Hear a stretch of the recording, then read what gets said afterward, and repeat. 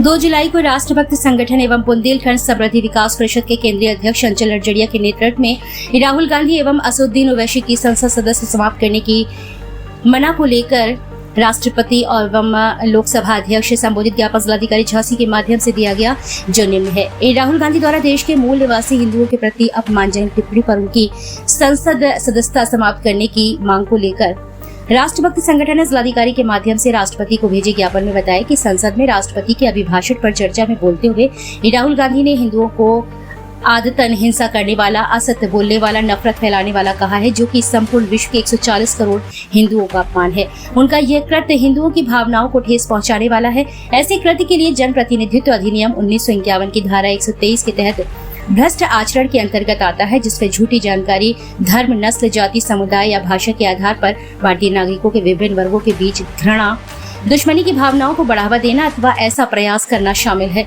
राहुल गांधी ने ठीक यही कृत्य किया है और अपने प्रभाव का अनुचित इस्तेमाल किया है, जिससे संपूर्ण हिंदू समाज को ठेस पहुंचाने, हानि पहुंचाने, सामाजिक स्थिरता पैदा करने आदि का कार्य राहुल गांधी के इस भाषण ने किया है। उन्होंने ज्ञापन के माध्यम से मांग करते हुए कहा कि इनके इस सामाजिक आपराधिक कृत्य को देखते हुए इनकी संसद सदस्यता समाप्त की जाए। इसी के तहत से असदुद्दीन ओवैसी के द्वारा भी संसद के अंदर जय फिलिस्तीन का नारा लगाया गया, जो भारतीय संसदीय परंपराओं व मर्यादाओं के विपरीत है।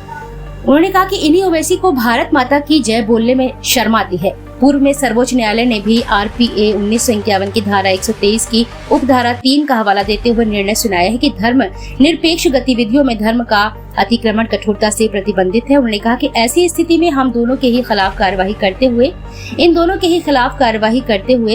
दोनों की संसद सदस्यता समाप्त की जाए व इनके खिलाफ हिंदू समाज की भावनाओं को आहत करने, धार्मिक उन्माद फैलाने का प्रयास करने आदि धाराओं में मुकदमा पंजीकृत करने का आदेश जारी करने की मांग की है।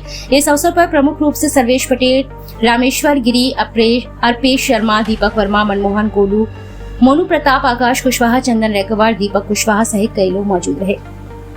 झांसी से अमित रावत की रिपोर्ट। एक नेता है कांग्रेस के राहुल गांधी जी, उनको क्या बोलना है क्या नहीं बोलना है इस बात का ही उनको बिल्कुल सहूर नहीं है बोलचाल का। संसद के अंदर जिसके अंदर मर्यादा होनी चाहिए और जिसको पूरा संपूर्ण देश नहीं संपूर्ण विश्व की निगाहें जिन लोगों की आचरण पर लगी रहती है, वहाँ पर रह करके इस देश की मूल नागरिकों की भावनाओं को ठेस पहुँचाने का काम राहुल गांधी जी ने किया है।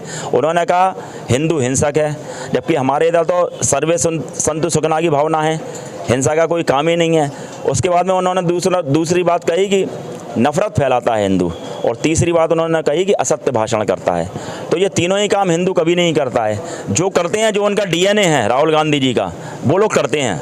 उस टाइप के लोग ये सबकी इस प्रकार की हरकतें आप देख लीजिए, जितने भी आतंकवादी हैं वो कहाँ से निकल करके आते हैं। तो राहुल गांधी जी का यह व्यवहार निश्चित रूप से इस देश के हिंदू जनमानस की, संपूर्ण विश्व के हिंदू जनमानस की भावनाओं को ठेस पहुँचाने वाला है, और इनके खिलाफ में इनके निलंबन की कार्रवाई हो।